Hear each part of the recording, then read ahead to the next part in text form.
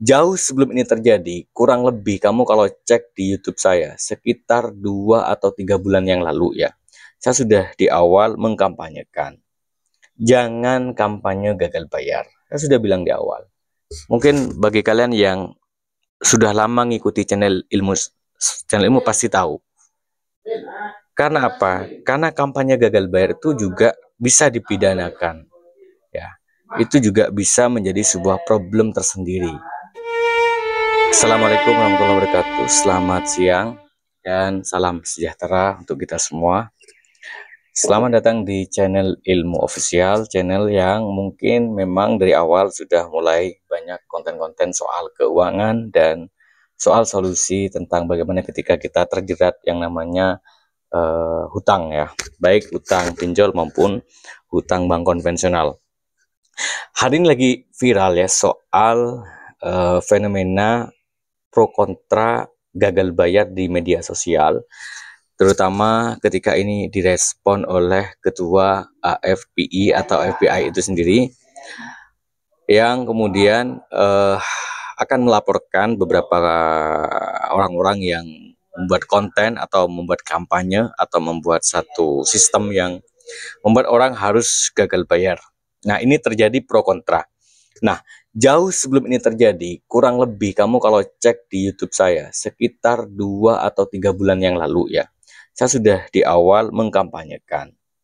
Jangan kampanye gagal bayar. Saya sudah bilang di awal. Mungkin bagi kalian yang sudah lama ngikuti channel ilmu pasti tahu. Karena apa? Karena kampanye gagal bayar itu juga bisa dipidanakan. Ya, itu juga bisa menjadi sebuah problem tersendiri.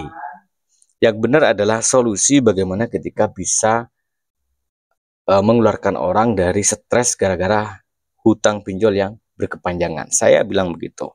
Jadi coba dicek. Nah, cuman saya mencoba menganalisis secara jernih untuk hari ini ya, dan saya sudah bikin catatan-catatan. Nah, bahwa viralnya kampanye itu di media sosial di-vote karena dianggap itu adalah sebuah konten yang bisa membuat orang tertarik dan menghasilkan banyak AdSense. Sehingga banyak kemudian orang-orang bahkan dalam momentum seperti ini dimanfaatkan. Dan dalam tanda kutip ada 2 orang yang memanfaatkan di sisi ini. Yang pertama, konten kreator yang ingin viral dan akhirnya seolah-olah dia benar menyampaikan ilmunya, padahal hasilnya dari YouTube juga, dari Google juga, dari berita seperti itu. Yang ngawur gitu. Ada juga yang kedua, memanfaatkan situasi orang ketika panik itu menjadi joki atau jasa konsultan. Yang mereka juga sebut ada jasa konsultan yang legal, ada yang ilegal. Inilah 3 fenomena yang hari ini terjadi. Nah, 3 fenomena ini sebetulnya kenapa terjadi? Gara-gara sebetulnya pertama adalah gara-gara kemudian banyak apa ya namanya berita-berita ataupun artis-artis sendiri yang kemudian viral gara-gara tekanan atau tagihan dari pinjol yang tidak manusiawi. Nah, saya sudah mencatat pro kontranya ya. Nah, dari sisi pro misalnya ya, dari sisi pro, kenapa mereka pro untuk galbay misalnya? Pro bahwa galbay itu penting dikampanyekan tuh yang pertama itu ada yang beralasan ideologis. Beralasan ideologis itu dalam hal ini agama, bahwa jelas pinjol itu riba, cara menangannya ya sudah, habiskan, hajar si riba itu, habiskan uangnya, jangan bayar. Itu ada yang begitu. Jadi dia menganggap itu adalah tindakan yang baik karena berdasarkan keyakinannya. Ada yang seperti itu. Nah, ada juga yang kedua adalah pinjol ini meresahkan, intimidatif, dan OJK dalam hal ini tidak benar-benar serius dalam menanganinya, maka gagal bayar, kampanyekan seperti itu. Oke, itu masuk yang kedua.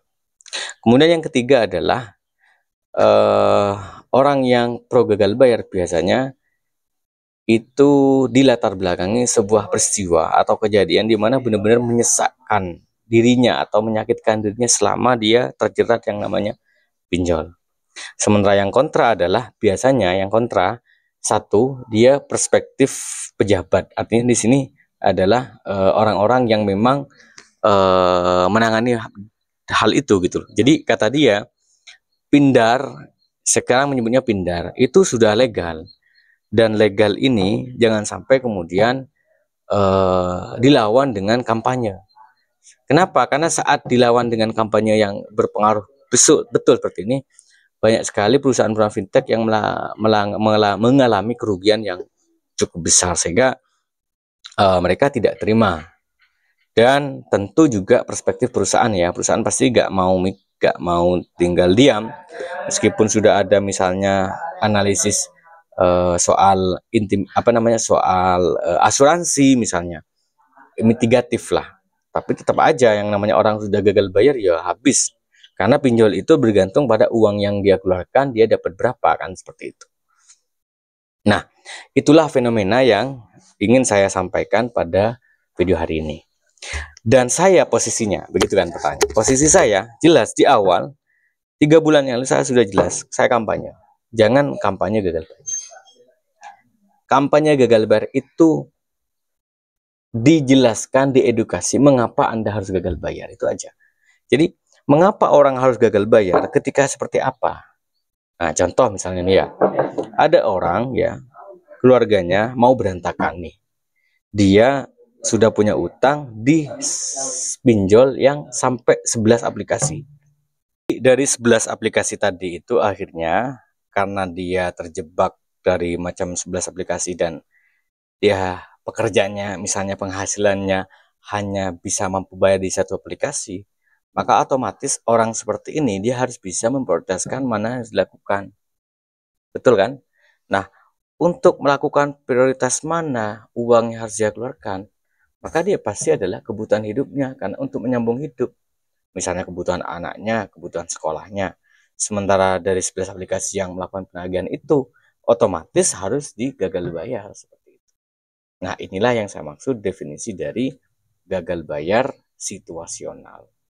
Jadi kalau kalian menganggap gagal bayar adalah sebuah kampanye baik, sebuah gerakan sosial, sebuah gerakan keagamaan bahkan misalnya, nah itu yang salah, itu mindset dari mana kan gitu. Makanya di era distraksi seperti ini, era di mana orang banyak bicara tidak sesuai kepakarannya, maka ya semua orang pasti merasa dirinya bisa seperti itu. Jadi bukan saya berarti bisa, enggak, saya sudah mengenalkan diri, saya ini mantan perbankan, saya juga sebagai seorang yang memiliki media, dan saya juga banyak pengalaman menangani orang-orang yang kemudian stres di bidang pinjol. Ya, saya tidak mau bermaksud berbuat baik dengan tindakan yang jahat. Jadi niat baik bukan dengan cara yang tidak baik. Nah, itu pentingnya. Jadi buat kalian yang belum percaya lagi, silakan cari video-video saya sebelumnya. Apakah saya pernah melakukan gagal bayar? Tidak. Dan saya pernah berdebat, yang saya lakukan adalah dengan konten kreator, bukan gerakan untuk ngajak orang gagal bayar, enggak. Jelaskan tentang mengapa harus gagal bayar. Yang keliru kan begini, dia niat ambil pinjol dan tidak mau bayar. Nah, jelas itu sangat keliru. Kenapa? Dia itu bukan gagal bayar lagi, tapi mencuri. Gagal bayar itu kan situasi nggak bisa bayar, gitu. Tapi tetap ada niat bayar, nggak entah kapan kita nggak tahu. Dan prinsip dalam hutang jelas, kalau kamu sudah niat tidak mau bayar hutang, pasti meskipun kecil nggak bisa berhutang. Tapi kalau kamu punya niat bayar hutang, meskipun misalnya itu jutaan, puluhan juta yang tidak secara akal kamu nggak mampu, itu pasti bisa. Seperti itu teman-teman. Jadi video ini buat semua konten kreator, jangan patah semangat, kamu bisa mengembalikan situasi itu dengan baik. Dengan cara apa? Dengan cara definisi ulang tentang gagal bayar itu apa. Dan buat pemerintah, ya, buat AFPI juga, coba juga dicari, diselidiki dengan baik. Ya, 3 poin yang saya jelaskan tadi. Ada orang yang memang mengkampanyekan gagal bayar karena 2 alasan tadi. Ada gerakan sosial, ada gerakan keagamaan. Coba dicek 2 orang ini, 2 cek ini. Ideologinya seperti apa, kemudian mengapa dan juga mengapa begini. Terus ada orang yang memanfaatkan situasi ini jadi joki, yang katanya ada joki yang resmi, ada joki tidak resmi. Nah, kalau itu dicek semua, maka pro kontra itu akan selesai. Dan ingat, resiko pengusaha fintech memang terjadinya yang namanya gagal bayar. Kenapa? Karena fintech ini kan transformasi digital dari bank konvensional ke digitalisasi yang lebih cepat. Harusnya kan perkuat juga dari garis awal seperti bank konvensional. Apa yang dilakukan bank konvensional? Tiga hal. Satu, karakternya dicek, kemudian kapasitas keuangannya dicek, dan jaminannya. Karena pinjol tanpa jaminan, setidaknya karakternya dicek dengan sistem AI atau sistem digital seperti apa. Kemudian yang kedua, ya dikurangi seperti itu, gaya-gaya mengeluarkan uang sebanyak mungkin untuk dapat keuntungan yang banyak gitu. Jadi itu. Kemudian berikutnya adalah coba cek juga pinjol-pinjol yang katanya sudah legal, bagaimana mereka melakukan penagihan dan pelanggaran. Memang tidak bisa dibuktikan karena memang penagihan telepon itu kadang nggak ngomong dari mana, identitasnya nggak menjelaskan secara baik. Semoga video ini bermanfaat, dan buat kalian yang hari ini masih susah gara-gara hutang, nggak usah patah semangat, tetap jalani hidup dengan baik, ikuti perintah sesuai keyakinan kamu dalam beragama. Jika kamu Islam, jangan lupa untuk salat tepat waktu dan banyak istighfar, insya Allah hutang akan selesai dengan sendirinya. Jadi semoga video ini bermanfaat. Terima kasih dari saya. Assalamualaikum warahmatullahi wabarakatuh.